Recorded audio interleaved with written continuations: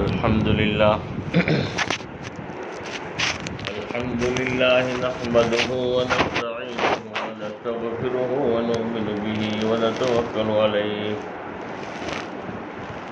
ونعوذ بالله من شرور أنفسنا ومن سيئات أعمالنا من يهده الله فلا مضل له ومن يضلله فلا هادي له ونشهد أن لا إله إلا الله وأشهد أن محمدا عبده ورسوله أما بعد فأعوذ بالله من الشيطان الرجيم بسم الله الرحمن الرحيم كنتم خير أمة أخرجت للناس تأمرون بالمعروف وتنهون عن المنكر وتؤمنون بالله صدق اللہ العظیم۔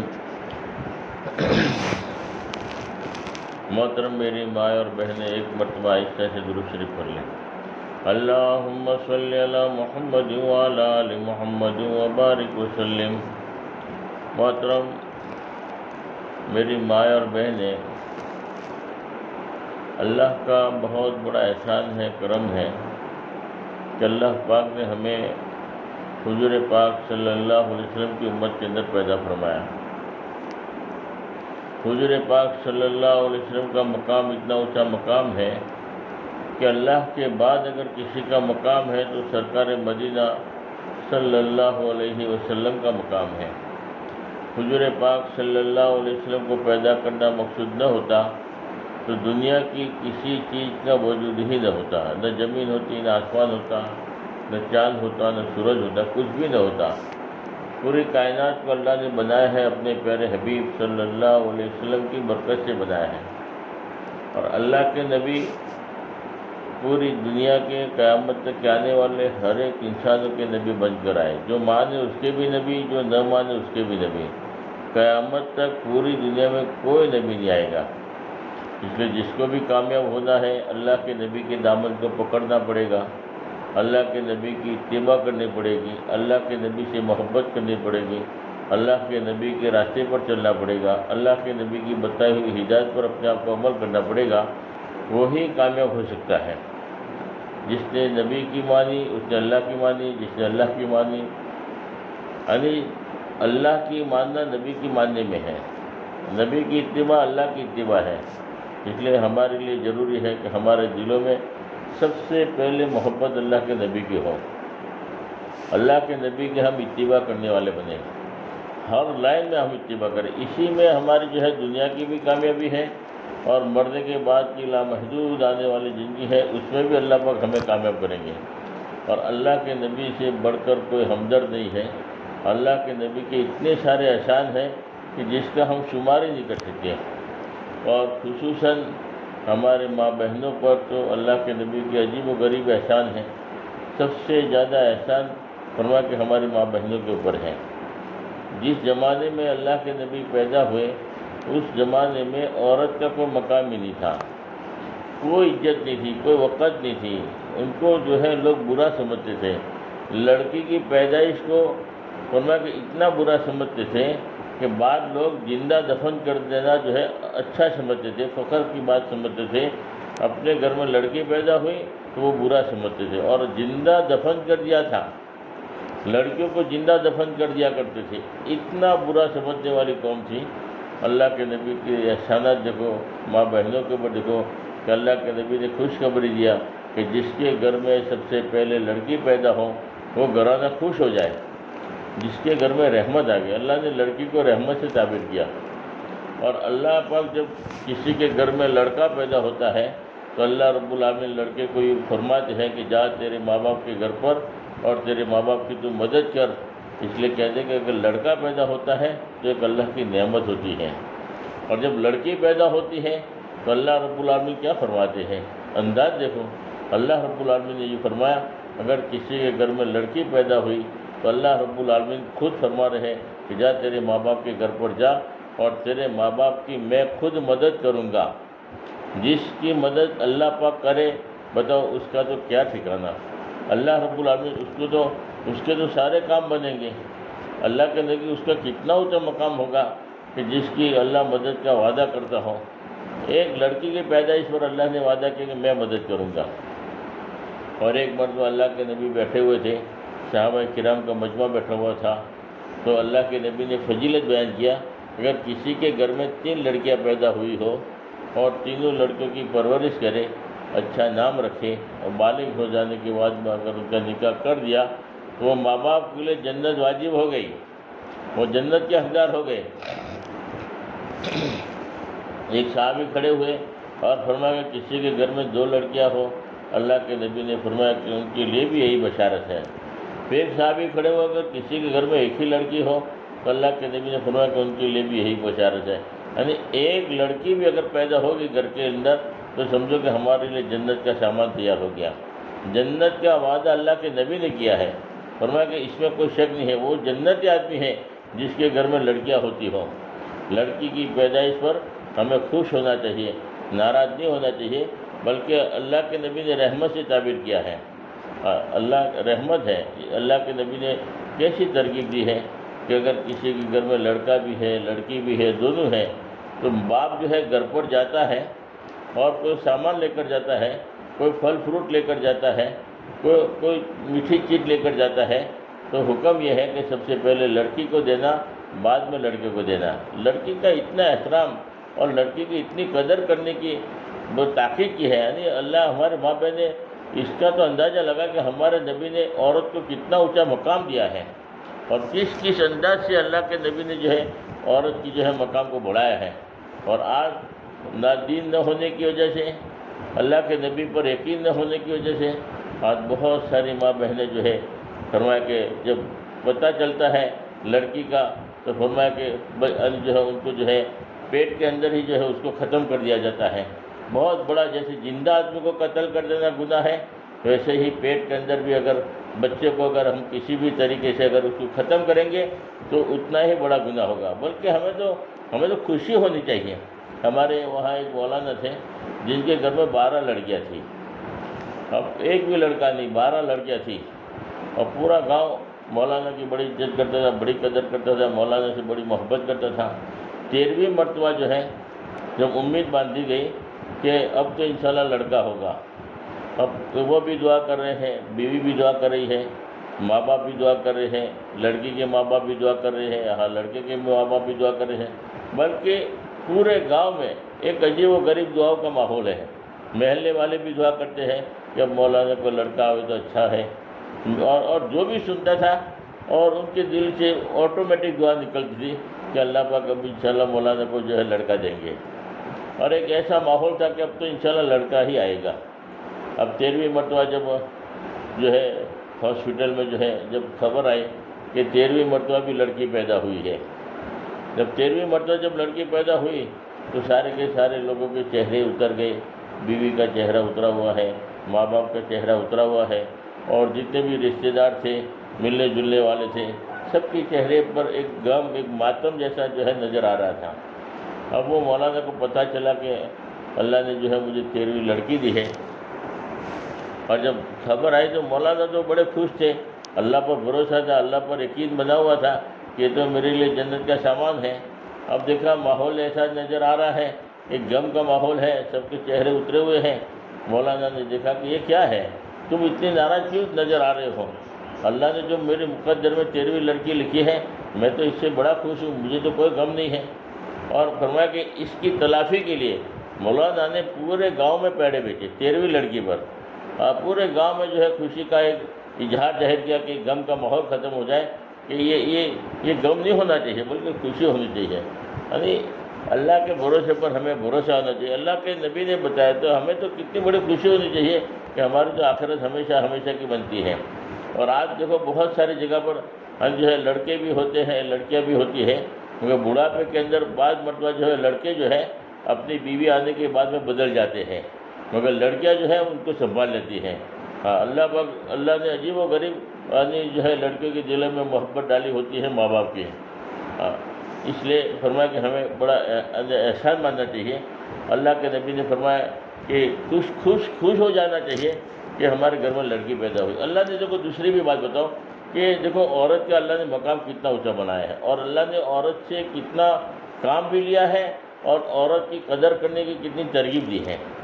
اور پھر جب ایک موقع وہ ہوتا ہے کہ وہ لڑکی جو ہے بالغ ہو جاتی ہے، اور فرمایا کہ وہ کسی کی بہن ہوتی ہے، بہن بن جاتی ہے، تو بھائی کو بھی حکم دیا کہ اپنے بہن کا خیال رکھ، اپنے بہن محرم بہن ہے، تمہاری بہن ہے، تو بہن کی جو ہے تو نگرانی کر، بہن کے اوپر احسان کر، تمہیں ڈبل ثواب دیا جائے گا، تمہیں ڈبل بدلہ ملے گا۔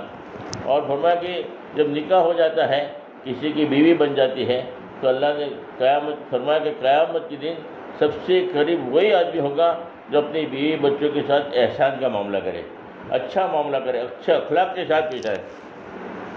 شوہر کو حکم دے دیا کہ اب دیکھو تمہارے گھر میں جو آئی ہے، ٹیڑھی پسلی سے پیدا ہوئی ہے، اگر اس کی دو باتیں اگر فرمایا کہ اگر تجھے ناگوار گزرے تو دوسری جو اس کی جو اچھی عادت ہے اس کی طرف نظر کر کے جو ہے نظر انداز کرنا، معاف کرنا، اللہ تیرے سارے گناہوں کو معاف کرے گا۔ اور جو آدمی بیوی پر ظلم نہیں کرتا، بیوی کا حق ادا کرتا ہے اور بیوی کو اچھا رکھتا ہے، فرمایا کہ اللہ نے جنت کی خوشخبری سنائی ہے اور اللہ اس کے سارے گناہوں کو معاف کر دیتا ہے۔ ایک بزرگ تھے، اللہ والے تھے، ان کا انتقال ہو گیا، کسی نے خواب میں دیکھا، بھائی کیا گزری؟ بزرگ نے فرمایا کہ اللہ نے میری مغفرت کر دی۔ بولے کس بنیاد پر مغفرت ہوئی؟ کہ میری بیوی نے کھچڑی کھانے کی وجہ سے مغفرت ہو گئی۔ بولے ہم تو روزانہ کھچڑی کھاتے، ہماری بھی مغفرت ہو جائے گی؟ کہ نہیں، ایک مرتبہ بیوی نے کھانے میں نمک زیادہ ڈال دیا تھا، بھول ہو گئی تھی، اور میں نے جو ہے برداشت کر لیا اور اس کو کھا لیا، اور بیوی کو بولا بھی نہیں، بیوی کو جو ہے لڑا بھی نہیں، میں نے صبر کر لیا۔ اللہ نے جو ہے یہ عمل اللہ نے پسند کر دیا، اللہ نے مجھے مغفرت کر دیا۔ یعنی ایسا بیوی کے ساتھ بیوی کو معاف کر دیا، اللہ نے اس کو معاف کر دیا۔ اللہ نے حکم دیا ہے کہ اپنی بیوی کے ساتھ اچھا معاملہ کرو، اس کا حق ادا کرو، اس کی جو ہے ضرورت پوری کرو، ہر لائن کی جو ہے شوہر کے حقوق بتائیں۔ اور کسی وجہ سے کوئی ایسے معاملات پیش آ گئے، آدمی کا انتقال ہو گیا، بیوہ ہو گئی، یا کسی وجہ سے طلاق ہو گئی، اب فرمایا کہ اب وہ واپس آ گئی، اپنے ماں باپ کے گھر پر واپس آئے، تو اللہ نے حکم دے دیا اپنے ماں باپ کو کہ دیکھو پہلے تو جو ہے تم لڑکی پر خرچ کرتے تھے تو وہ تو خوشی ہو رہی تھی اور خوشی کا سبب تھا، اور اب نکاح ہو جانے کے بعد جب واپس آ جاتی ہے تو بوجھ بڑھتا ہے۔ تو اللہ کے نبی نے کیا فرمایا؟ بوجھ محسوس مت کرو، تمہیں اب جو بھی خرچ کرو گے ڈبل ثواب ملے گا۔ اب تو تمہیں جو ہے فائدہ ڈبل ہوگا، اللہ رب العالمین تمہیں ڈبل دینے والا ہے۔ اس لیے فرمایا خوشی کے ساتھ میں اس کی پرورش کرو۔ بھائی کو بھی حکم دیا کہ اگر اب بہن جو واپس آئی ہے، اب اس کے ساتھ اگر تم نے احسان کیا، تم نے اگر اس کے اوپر جو بھی خرچہ کیا ہے اس کا دنیا میں بھی اللہ ڈبل بدلہ دیں گے اور آخرت کے اندر بھی جنت کا سامان بنے گا۔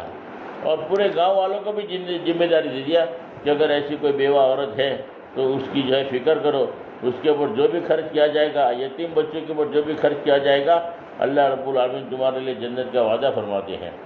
یعنی پورا گاؤں ذمہ دار ہو جاتا ہے۔ بہت ساری جگہوں فرمایا کہ اللہ نے جو آسان بھی کر دیا، اگر دوسرا نکاح کرنا ہے اس کی ترغیب بھی اللہ کے نبی نے دیا۔ اللہ کے نبی نے خود بیوہ عورتوں سے شادی کر کے اس رسم کو توڑا۔ پہلے زمانے میں کیا تھا، عورت کی اتنی گندی حالت ہو جاتی تھی، اتنی بری حالت ہو جاتی تھی کہ جب شوہر کا انتقال ہو جاتا تھا تو فرمایا کہ بعض ایسے رواجات تھے کہ ان کو زندہ جلا دیا جاتا تھا، اب جینے کا حق نہیں ہے، زندہ دفن کر دیا جاتا تھا، اب دنیا میں جینے کا اب حق ہی نہیں ہے تیرا۔ اور بعض جب اگر فرمایا کہ اگر زندہ بھی رہتی تھی تو پوری زندگی دوسرا نکاح نہیں کر سکتی تھی۔ بیوگی کی حالت میں، اگر جوانی کی حالت میں اگر فرمایا کہ شوہر کا انتقال ہو گیا ہے، پوری زندگی ختم ہو جائے گی، دوسرا نکاح نہیں کر سکتی تھی۔ ایسے غلط رواجات تھے، اور فرمایا کہ اس کے منحوس سمجھا جاتا تھا۔ اللہ نے جو ہے عزت کی دولت سے نوازا۔ فرمایا کہ اللہ نے حکم دیا ایسی بیوہ عورتوں سے نکاح کرو، ایسی بیوہ عورتوں کی جو ہے نکاح کرنے کی بڑی فضیلت بتائی ہے۔ اللہ کے نبی نے خود عمل کر کے بتایا تاکہ لوگوں کے لیے بیوہ عورتوں سے شادی کرنا آسان ہو جائے۔ یعنی کس انداز سے دیکھو عورتوں کا اللہ نے مقام دیا ہے۔ اور جب ایک موقع یہ بھی آتا ہے کہ وہ کسی کی ماں بن جاتی ہے، جب ماں بن جاتی ہے تو اللہ کے نبی نے فرمایا کہ ماں کے قدموں کے نیچے جنت ہے۔ ماں کے قدموں کے نیچے جنت ہے۔ اگر تم نے جو ہے اگر ماں کا دل خوش نہیں کیا، ماں کو ناراض کیا ہے، تو تم کتنے بھی بڑے عالم بھی ہوں گے، کتنے بھی بڑے داعی بھی ہوں گے جنت میں نہیں جا سکتے۔ ہاں، ماں کے قدموں کے نیچے جنت ہے، ماں کی اتباع کرو، ماں کی خدمت کرو، ماں کا کہنا مانو، ماں کو اف تک مت کہو، بڑے بڑے حقوق بتائے کہ تمہارے لیے ماں کے قدموں کے نیچے جنت ہے۔ یعنی عورت کے مقام کو اللہ کے نبی نے کتنا بڑھایا ہے۔ ہمارے ماں بہنیں اس کا اندازہ لگائے کہ اتنے بڑے محسن اور اتنے بڑے خیر خواہ ہمارے نبی کہ ہم جو ہے اتباع کریں گے، اللہ کے نبی کے راستے پر چلیں گے، اللہ کے نبی کی ہدایت پر اپنے آپ کو چلائیں گے تو اللہ پاک دنیا میں ہمیں کہاں سے کہاں پہنچا دیں گے۔ آج پردے کا حکم اللہ کے نبی نے بتایا ہے، آج ہماری سمجھ بھی نہیں آتا۔ جو ماں بہنیں پردے کا اہتمام کرتی ہے ان کو پوچھو کہ اللہ نے دلوں میں کتنا سکون دیا ہے اور اللہ نے ان کی کتنی عزت بڑھائی ہے، لوگوں کے دلوں میں ان کی کیا عزت ہے۔ فرمایا کہ اللہ رب العالمین ان کے دلوں میں کیا ایمان کی خوشی وہ اپنی محسوس کرتے ہیں۔ جو پردے کا اہتمام کرتے ہیں انہیں کو وہ مزہ آتا ہے، ایمان کا مزہ آتا ہے، اندر لطف آتا ہے۔ اور فرمایا کہ جنت کی بڑی بڑی بشارتیں ہیں، ورنہ بے پردہ گھومنے والی عورتیں جنت کی خوشبو بھی نہیں سونگھ سکتی ہیں۔ اس لیے فرمایا کہ ہماری ماں بہنیں پردے کا خاص اہتمام کریں۔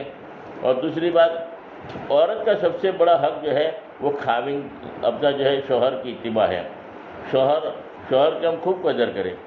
اللہ کے نبی نے فرمایا عورت کے لیے سب سے بڑا حق شوہر کا ہے۔ یہاں تک فرمایا، اللہ کے نبی نے مثال دے کر سمجھایا، اللہ کے بعد اگر کسی کو سجدہ کرنے کا حکم ہوتا تو میں تمام عورتوں کو حکم کرتا کہ اپنے شوہر کو سجدہ کریں۔ شوہر کی اتنی جو ہے عزت، اتنی قدر کرنے کی جو ہے ہماری ماں بہنوں کو جو ہے ترغیب دی ہے۔ اگر شوہر ناراض ہے، اگر تم نفلی روزہ بھی رکھو گے، کتنی بھی عبادتیں کرو گے، فرمایا اگر شوہر ناراض ہے، شوہر کو تم ناراض رکھتے ہو تو فرمایا کہ کوئی عبادت جو ہے ہماری جو ہے اوپر نہیں جاتی، ساری عبادت یہیں رہ جائے گی۔ اگر کوئی شوہر کو ناراض کر کے گھر سے باہر نکلتی ہے، فرشتہ لعنت کرتا ہے، اللہ کی طرف سے لعنت برستی رہتی ہے، جب اپنے آخرت کو خراب نہ کرے۔ اللہ کے نبی نے فرمایا کہ اپنے شوہر کو راضی رکھو۔ شوہر کی خوشنودی میں جو ہے اللہ کی خوشنودی بھی ہے، اور حدیث میں آتا ہے اگر میاں بیوی دونوں خوش ہوتے ہیں تو اللہ بھی خوش ہو جاتا ہے۔ تو فرمایا کہ ہم لڑائی جھگڑا گھروں میں نہ کریں، اپنے شوہر جو کہے ویسے ہی اپنے آپ کو چلاویں۔ اب شوہر کے سامنے روزانہ، اس لیے اللہ کے نبی نے یہاں تک فرمایا کہ میں نے جہنم میں جانے والی سب سے زیادہ عورتوں کو دیکھا ہے، اور اس کی وجہ یہ بتائی کہ دو برائیاں، دو گناہ عورتیں بہت زیادہ کرتی ہیں، اور وہ عورتیں گناہ بھی نہیں سمجھتی۔ اتنا بڑا گناہ ہے جس کی وجہ سے جہنم میں جا رہی ہے۔ اللہ کے نبی فرما رہے ہیں، اللہ پاک ہمیں نبی کے اوپر یقین کرنے کی توفیق عطا فرمائے۔ ہمارے نبی کی بات ہے، اس میں کوئی غلطی نہیں ہو سکتی، کوئی نہیں ہوتا نہیں، ہمارے اندر وہ عادتیں ہیں، ہم اپنی نکالیں۔ کون سی دو برائیاں ہیں، کون سی دو گناہ ہیں جس کی وجہ سے عورتیں جہنم میں جا رہی ہیں؟ کیا نماز نہیں پڑھتی؟ کیا روزہ نہیں رکھتی؟ کیا فرمایا کہ جھوٹ بولتی ہے؟ کیا اور کوئی عمل کرتی ہے جس کی وجہ سے جہنم میں جائے گی؟ فرق نہیں، دو عمل ایسے ہیں جس کی وجہ سے میں نے عورتوں کو جہنم میں جاتے ہوئے دیکھا ہے۔ اب دو عملوں کا خلاصہ بھی کر دیا۔ ایک تو ہماری ماں بہنیں جو ہے شوہر کی ناشکری کرتی ہے، شوہر کی ناشکری کرتی ہے جس کی وجہ سے جو ہے جہنم میں جاتی ہے۔ اپنے شوہر کی کبھی ناشکری نہ کرے، ان کی برائیاں بیان نہ کرے، اپنے پڑوس والے محلے میں شوہر کی برائی بیان نہ کرے، شوہر کی ناشکری بھی نہ کرے۔ فرمایا کہ آج تو کیا کہ زندگی پر شوہر کے بڑے احسانات ہوتے ہیں، ہر ضرورت پوری کرتا ہے، اور ایک آدھ ضرورت پوری نہیں ہوئی تو فرمایا کہ میں نے تمہارے گھر میں آنے کے بعد کوئی سکھ ہی نہیں دیکھا، کوئی چین ہی نہیں دیکھا، پوری زندگی میری یہاں گھسٹ گئی مگر کبھی مجھے چین نہیں ملا، کبھی میں نے اس گھر میں آنے کے بعد چین سے روٹی نہیں کھائی، کبھی اس گھر میں آنے کے بعد نہ اچھا کپڑا پہنا ہے۔ یعنی پوری زندگی بھر کے احسانات کے اوپر پانی پھیر دیتی ہے۔ ایسا نہ کرے، بلکہ اپنے شوہر جو ہے کمزور ہے، غریب ہے، کیسا بھی ہے، ان کی ہم قدر کریں، ان کا ساتھ دیں، ان کی ہمت افزائی کریں، تاکہ روزی میں بھی برکت ہو، اللہ ساری مصیبتیں دور کرے، ساری پریشانی دور کرے، اور ہمارے لیے جنت کا سامان ہو جائے، ہم جنت کے حقدار ہو جائیں۔ اپنے شوہر کی کبھی ناشکری نہ کرو، کبھی برائی بیان مت کرو، بلکہ شوہر کا مزاج سمجھو، شوہر کی دیکھو، اور پھر اس کو اگر ہدایت پر نہیں ہے تو پھر اس اللہ سے دعا مانگو اور نرمی کا معاملہ کرو، اور حکمت کے ساتھ ان کو سمجھاؤ۔ موقع محل ہو تو ان کو اللہ کے راستے میں بھیجو، وہ اللہ کے راستے میں جائیں گے تو فرمایا کہ ہمارا شوہر کتنا بھی جو ہے بری عادتوں میں ہوگا اللہ رب العالمین ہدایت کی دولت سے نوازے گا اور فرمایا کہ وہ بہت بڑی جو ہے ہمارے قدر کرنے والا بنے گا۔ ایک آدمی تھا بڑا ظالم بڑا تھا، فرمایا کہ ایک جماعت جس میں جا رہی تھی، دیکھا کہ ایک بوڑھی عورت تھی بہت دعائیں دے رہی تھی، اللہ جماعت والوں کا بھلا کرے، جماعت والوں کو اللہ جنت دے، بڑی دعائیں دے رہی تھی۔ پوچھا بھائی یہ بوڑھی اماں کون ہے کہ اتنی زیادہ دعائیں دے رہی ہے؟ فرمایا کہ یہ جو دعائیں دے رہی ہے اس کا ایک نوجوان لڑکا تھا، بڑا ظالم آدمی تھا، بڑا اپنی بیوی کے اوپر بھی ظلم کرتا تھا، گاؤں پر بھی گاؤں والوں کے اوپر بھی ظلم کرتا تھا، دادا قسم کا آدمی تھا، اور اتنا بدماش کہ اپنی ماں کو لکڑی سے مارتا تھا، کوئی رحم کا مادہ ہی نہیں تھا، اتنا بڑا ظالم آدمی تھا۔ اللہ نے اس کو ہدایت دیا، جماعت والوں کے حوالے ہوا، 3 دن لگائے، احساس پیدا ہوا، اس نے 4 مہینے اللہ کے راستے میں لگائے۔ جب سے 4 مہینے لگانے کے بعد آیا ہے، فرمایا کہ مسجد کا پابند ہو گیا ہے، نماز کا پابند ہو گیا ہے، گاؤں میں جو ظلم کرتا تھا بند کر دیا، بیوی پر جو ظلم کرتا تھا وہ بھی بند کر دیا، اور اپنی ماں کو جو لکڑی سے مارتا تھا وہی لڑکا آج اپنی ماں کے پیر دبا رہا ہے۔ جب پیر دباتا ہے تو ماں دعائیں دیتی ہے، اللہ جماعت والوں کا بھلا کرے کہ انہوں نے میرے لڑکے کو جماعت میں لے گئے اور اللہ نے ہدایت دیا، ورنہ یہی لڑکا مجھے لکڑی سے مارتا تھا، آج وہی لڑکا میرے پیر دبا رہا ہے، میری عزت کرتا ہے، میری قدر کرتا ہے، میرے کہنے کے مطابق اپنے آپ کو چلاتا ہے۔ اللہ نے جماعت کی برکت سے اللہ نے ہدایت دیا۔ تو فرمایا کہ جب ہدایت اللہ دیں گے، اللہ کے راستے میں بھیجیں گے، تو وہی فرمایا کہ ہمارے لیے دعائیں کرنے والا، ہماری قدر کرنے والا بنے گا۔ اس لیے ایک تو شوہر کی ناشکری نہ کرے، دوسرے اللہ کے نبی نے فرمایا کہ غیبت اتنا برا عمل ہے جس کی وجہ سے عورتیں جہنم میں جا رہی ہیں۔ آج تو 4 عورتیں بیٹھتی ہیں تو آپس میں ایک دوسرے کی غیبت کرنا شروع کر دیتی ہے، ہمیں یہ پتہ نہیں ہے کہ غیبت کرنے سے کتنا بڑا نقصان ہوتا ہے۔ فرمایا کہ ہمارے جتنے بھی نیکیاں ہیں، جس کی ہم نے غیبت کیا ہے اس کے پاس چلی جاتی ہے، اور جس کی ہم نے غیبت کیا ہے اس کے سارے گناہ ہمارے اوپر آ جاتے ہیں، اور جب گناہ گار ہو گئے اور نیکیاں ختم ہو گئی تو فرمایا کہ ہمیشہ کی جہنم میں لوگ جائیں گے غیبت کرنے کی وجہ سے۔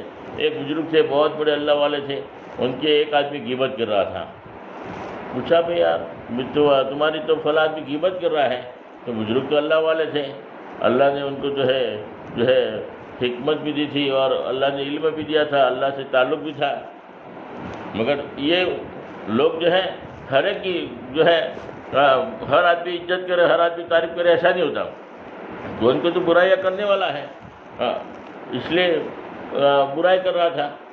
تو بزرگ کو پتہ چلا کہ یہ آدمی میری غیبت کر رہا ہے، تو بزرگ نے کیا سوچا کہ وہ اس سے بڑا احسان والا کوئی نہیں ہے، اس کا تو میرے پر احسان ہے کہ وہ ساری نیکیاں مجھے دے رہا ہے اور میرے گناہ وہ لے رہا ہے، اس سے بڑا محسن تو کوئی ہو ہی نہیں سکتا، دنیا میں سب سے بڑا محسن اگر آدمی ہے تو یہ آدمی ہے۔ انہوں نے اس نظر سے دیکھا، آخرت کے اعتبار سے دیکھا کہ یہ تو میرا سب سے بڑا محسن آدمی ہے جس نے میرے پر احسان کیا کہ اس نے نیکیاں دیا، جس وقت مجھے نیکیوں کی ضرورت ہوگی اور یہ نیکیاں مجھے دے رہا ہے، تو اس سے بڑا محسن کوئی نہیں ہے۔ تو بزرگ سوچا کیا کرنا چاہیے، اس کا احسان ہے تو احسان کا بدلہ احسان ہے، اور کیا کرنا۔ بزرگ نے 500 گرام مٹھائی لیا، اچھی کوالٹی کی مٹھائی لیا، اور لینے کے بعد میں اس آدمی کے گھر پر گئے اور جا کر کہنے لگے کہ اللہ رب العالمین تمہیں جزائے خیر عطا فرماوے، اس کا بڑا نعم البدل عطا فرماوے کہ آپ نے ساری نیکیاں مجھے دے دیا اور میرے سارے گناہ تم نے لے لیا، اس سے بڑا محسن تو دنیا میں کوئی آدمی نہیں ہو سکتا، اس لیے میں آپ کو ہدیے کے طور پر، تحفے کے طور پر یہ مٹھائی لے کر آیا ہوں۔ اب جب مٹھائی پیش کیا تو اس کی آنکھیں کھل گئیں کہ یار میں نے کیا کر دیا، میں نے بزرگ کی غیبت کرنے کی وجہ سے تو میری تو ساری نیکیاں ختم ہو گئی، اور بزرگ کے کوئی گناہ تھے تو وہ بھی میرے پر آ گئے، بزرگ کے پاک صاف ہو گئے اور میں تو بڑا گنہگار ہو گیا، میری جو نیکیاں تھیں وہ بھی ختم ہو گئیں، میں نے کیا کر دیا، توبہ کر دیا کہ آج کے بعد میں کسی کی غیبت نہیں کروں گا۔ تو یہ ہے غیبت کسی کی نہ، غیبت کی وجہ سے اللہ کے نبی نے فرمایا کہ بہت ساری عورتیں جو غیبت ہی کی وجہ سے جہنم میں جائے گی، اس لیے ہم اپنے آپ کو اپنے آپ کو سنبھالیں، اللہ حضور پاک صلی اللہ علیہ وسلم کی محبت ہمارے دل میں ہو، اور اللہ کے نبی کے کتنے احسان ہیں۔ یہ مبارک مہینہ جو رمضان کے سامنے آ رہا ہے، اور یہ رمضان ہی کی وجہ سے آج مستورات کو جوڑا بھی گیا تھا کہ رمضان کے متعلق تھوڑی فکر دلائی جائے۔ یہ مبارک مہینہ ہے، اس کی ہم صحیح قدر کریں۔ اس مہینے میں ایک رات آنے والی ہے، وہ شب قدر کی رات ہے جو 1000 مہینوں سے بہتر ہے، اللہ نے اس کو چھپا دیا تاکہ لوگ زیادہ سے زیادہ راتوں کی عبادت کریں۔ اللہ کے نبی نے فرمایا کہ طاق راتوں میں تلاش کرو، 21، 23، 25، 27 اور 29 یہ 5 راتیں جو طاق راتیں ہیں، جتنی ہو سکے اس میں عبادتیں کرے، جتنی ہو سکے اتنی قدر. اور یہ بھی فکس نہیں ہے کہ 5 ہی راتوں میں ہے، ایک جگہ پر فرما کہ پورے رمضان میں ہوتی ہے، کہ پورے رمضان میں اس کا اہتمام بھی کرے.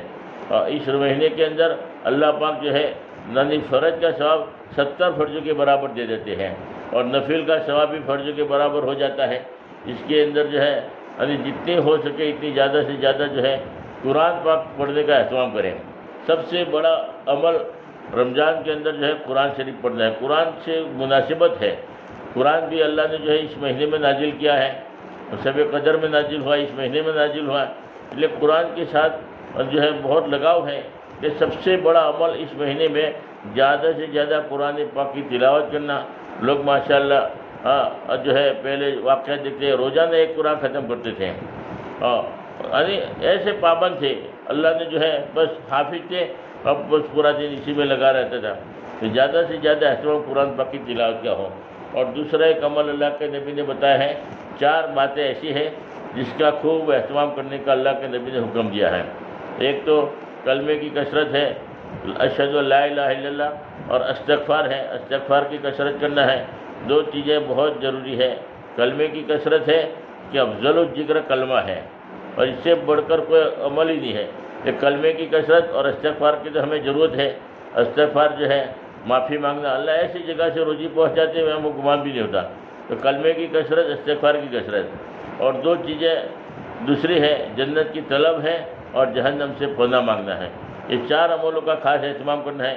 بہت آسانی سے جو ہے اس کو ایک آیت میں سمیٹ لیا کہ اشہد ان لا الہ الا اللہ استغفر اللہ اسألک الجنہ واعوذ بک من النار. یعنی اس انداز سے اگر کہیں گے تو چاروں عمل کے آگے اگر فرصت، پہلے تو قرآن شریف زیادہ پڑھنا ہے، اس کے بعد میں اگر کوئی موقع ملا ہے تو اس کی ہمیں کثرت کرنا ہے. اور دعاؤں کا خاص اہتمام کرنا ہے کہ اس میں تو 100% دعا قبول ہوتی ہے. اللہ تو بہانہ ڈھونڈتے ہیں اللہ، اور اس میں ہر ایک کی کشو ناقص سب کی مغفرت ہو جاتی ہے. اور یہ فرمایا کہ کسی کو رمضان کا مبارک مہینہ ملا ہو اور اس نے اگر مغفرت نہیں کروائی تو یہ تو آدمی ہلاک ہو جائے، برباد ہو جائے. وہ آدمی جس کو مبارک مہینہ ملا ہو اور اپنی مغفرت نہ کروائی ہو، کہ اس مہینے میں بھی اگر مغفرت نہیں ہوئی تو پھر کون سا مہینہ آئے گا. اس مہینے میں عام مغفرت ہوتی ہے، اللہ کی طرف سے مغفرت کا اعلان ہوتا ہے. تھوڑی سی اگر جو ہے عبادت کریں گے، تھوڑا سا اللہ کی طرف متوجہ ہو گئے، اللہ جو ہے مغفرت کر دیں گے، اللہ ہمیں معاف کر دیں گے، جہنم سے خلاصی دے دیں گے. اور روزانہ افطار کے وقت لاکھوں کی تعداد میں لوگوں کو اللہ جہنم سے آزاد کرتے ہیں.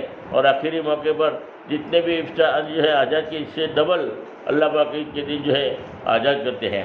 اور جب پورا مہینہ اگر آدمی عبادت کرتا ہے، تراویح کا اہتمام کرتا ہے، روزے کا اہتمام. اب روزے کے اندر بھی دیکھو بہت ساری چیزیں ضروری ہے کہ روزہ رکھا ہے. کبھی کبھار ایسا بھی ہوتا ہے شہری میں دیر ہو گئی، شہری کھائے بغیر روزہ رکھا تو شکوہ شکایت نہ ہو، غم نہ ہو یار آج تو شہری بغیر روزہ رکھا ہے. اور اگر روزہ تھوڑا محسوس بھی ہو رہا ہو تو بھی شکوہ شکایت نہ کرے کہ آج تو بہت پیاس لگی ہے، یہ ہوا نہیں، بلکہ آدمی صبر کرے. یہ صبر کا مہینہ ہے، غم خواری کا مہینہ ہے. غریبیوں کے اوپر خوب خرچ کرو، لوگوں کو افطار کراؤ. گھر میں اگر کچھ پکایا ہے تو آس پاس پڑوسیوں کو دو، ضرورت مندوں کو تک پہنچاؤ. ایک آدمی روزہ خالی پانی سے بھی افطار کرا دے گا، ایک لچھی کا گوٹ، ایک کھجور سے اگر افطار کرائے گا تو فرمایا کہ اس کو روزہ رکھنے کے برابر اس کو بھی ثواب ملے گا. اس لیے اس مہینے میں زیادہ سے زیادہ جو ہے افطار کرانے کا اہتمام ہو. ہم خود بھی اپنے پڑوس میں بھی اب ایک آپس میں محبتیں بھی بڑھتی ہے. اور فرمایا کہ ہو سکے تو غریبوں تک، ضرورت مندوں تک فرمایا کہ پہنچانے کی ہم فکر کریں. اور اس میں زکوٰۃیں بھی بہت ساری جو ہے فضیلت کے حساب سے زیادہ تو ہم اپنے جو ہے مبارک مہینے میں زکوٰۃیں بھی ادا کریں، صدقہ خیرات بھی خوب کریں. غم خواری کا مہینہ ہے، یہ لوگوں کو جو ہے ان کی بھی عید کا مسئلہ حل ہو جائے. ان کے گھروں میں بھی عید ہونی چاہیے. بہت سارے غریب ہوتے ہیں بیچارے، بچے جو ہے کپڑے نہیں ہیں، پریشان ہوتے ہیں، اور محلے والے ماشاءاللہ کپڑے پہن کے جا رہے ہیں، اور ان کی جو ہے عید کی دن بھی جو ہے جو ہے آدمی کمزور ہے، نہیں کما سکتا، یا قرض دار ہے بیچارہ پریشان ہے، یا بیوہ عورت ہے جن کے بچے یتیم ہیں، ان کو کمانے والا کوئی نہیں ہے. ایسے گھروں میں جو ہے ہم نظر ڈالیں اور ایسے لوگوں کو جو ہے ہم اپنی زکوٰۃ دے، اپنی جو ہے خیرات دے. رشتہ دار ہے تو پہلا حق رشتہ داروں کا ہے. رشتہ داروں کا بھی جو ہے ان کے کپڑے سلا ہوئے ان کو بھی، جیسے ہمیں عید کی خوشی ہوتی ہے ویسے بھی ہمارے آنکھوں کے سامنے ان کی بھی عید کی خوشی ہو، اس کا بہت خیال رکھیں۔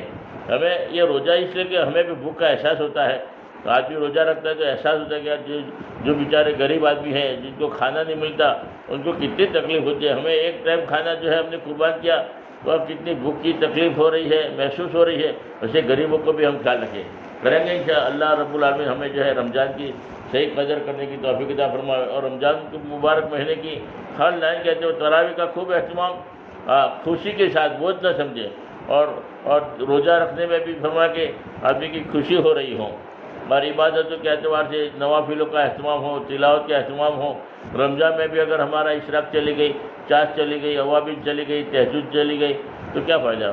نمازوں کا بھی اہتمام ہو، نوافلوں کا بھی اہتمام ہو، اس کی بہت قدر کرے۔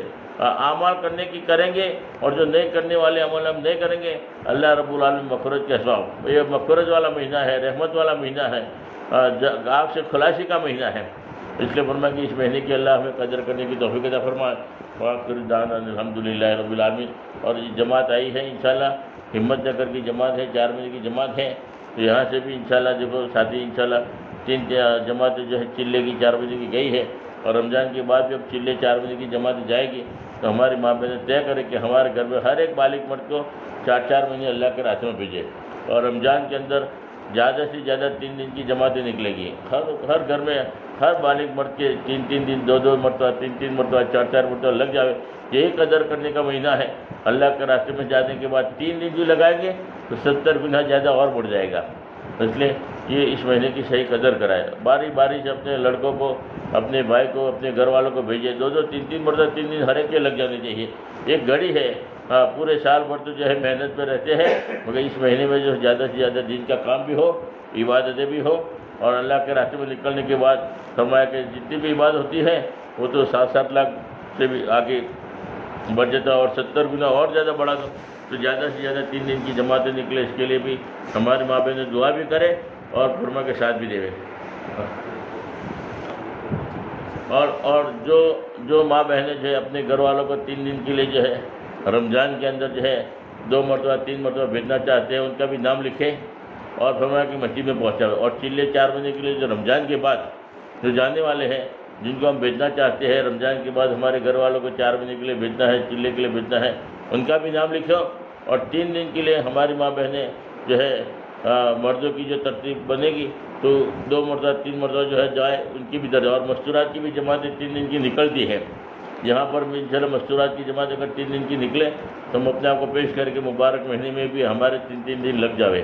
اللہ اگر ماں بہنیں تیار ہوگی تو مشورہ ہوگا، اور جماعت کی شکل بنے گی، ترتیب بنے گی تو انشاءاللہ ہمیں ثواب ملے گا، اور نہیں بنے گی تو بھی ہمیں ثواب ملے گا۔ ہمارا کام تو ارادہ کرنا ہے، اور جو ماں بہنیں اپنی محرم کے ساتھ 3 دن تیار ہو وہ بھی نام لکھاوے، مشورہ ہوگا تو انشاءاللہ وہ بھی جماعتیں جاتی ہیں، تو جو بھی ہے مردوں کے اعتبار سے بھی لکھے اور مستورات کے اعتبار سے بھی لکھے۔ اللہ رب العالمین کہنے سننے زیادہ عمل کی توفیق عطا فرمائے، اور ہر گھر میں جو ہے فضائل اعمال کی تعلیم کا اہتمام ہو، شیخ صفاتوں کے مجاگرے کے ساتھ۔ اللہم صلی علی محمد وعلی آلہ صلی اللہ سیدنا محمد وبارک وسلم۔ جتنی بھی ماں بہنیں یہاں دین کی پر جڑی ہے، بیٹھی ہے، تمام ماں بہنوں کو حج بیت اللہ نصیب فرما، جو پریشان حال ان کی پریشانی کو دور فرما، جو بیمار ان کو شفائے کامل عاجل عطا فرما، جو بے روزگار ان کے لیے غیب سے روزی کا انتظام فرما، جو بے نکاح ہے ان کے لیے غیب سے نکاح کا انتظام فرما، غیب سے جوڑے کا انتظام فرما۔ یا اللہ جو شادی شدہ ہے ان کو نیک اولاد عطا فرما، فرما بردار اولاد عطا فرما، جن کی اولاد ہے ان کو نیک بنا دے، فرما بردار بنا دے۔ یا اللہ جن کے ماں باپ حیات ہیں ان کی صحیح قدر کرنے کی توفیق عطا فرما، جن کے ماں باپ قبروں میں ہیں یا اللہ ان کی بال بال مغفرت فرما، ان کی قبروں کو نور سے منور فرما، جنت الفردوس میں جگہ عطا فرما۔ یا اللہ ہماری 4 مہینے کی جماعت آئی ہے ان کی اللہ صحیح تربیت فرما، یا اللہ صحیح کام کرنے کی توفیق عطا فرما، اصولوں کے ساتھ کام کرنے کی توفیق عطا فرما، ہمارے یہاں آنے کو قبول فرما۔ یا اللہ اس بستی میں دین کا ماحول پیدا فرما، 100% ایمان، یا اللہ نماز زندہ پیدا فرما، 100% اخلاق زندہ فرما، 100% حمد اکرام زندہ فرما، 100% اخلاص کے ساتھ عمل کرنے والے ساتھی پیدا فرما، دعوت کے کام کا یا اللہ ماحول پیدا فرما۔ اخلاص کے ساتھ دعوت کے کام کرنے کی ہمیں توفیق عطا فرما، دور دیر کے لیے اللہ ہمیں دین کے کام کے لیے نکلنے کی توفیق عطا فرما، ہمارے ماں بہنوں کو بھی دعوت کے کام کے لیے پسند فرما، دور دیر کے لیے قبول فرما، یا اللہ جو مانگا وہ بھی عطا فرما، مانگنے سے رہ گیا اپنی شان نشان عطا فرما۔ حضور پاک صلی اللہ علیہ وسلم نے جتنی خیر کلائیں کی دعائیں مانگی ہے ان میں ہمارا بھرپور حصہ عطا فرما، جن شروع سے پڑھنا چاہیے ان سب سے ہماری حفاظت فرما۔ جزا اللہ عنہ محمد صلی اللہ علیہ وسلم۔ سبحان ربک رب العزت عما یصفون وسلام علی المرسلین والحمد للہ رب العالمین برحمتک یا ارحم الراحمین۔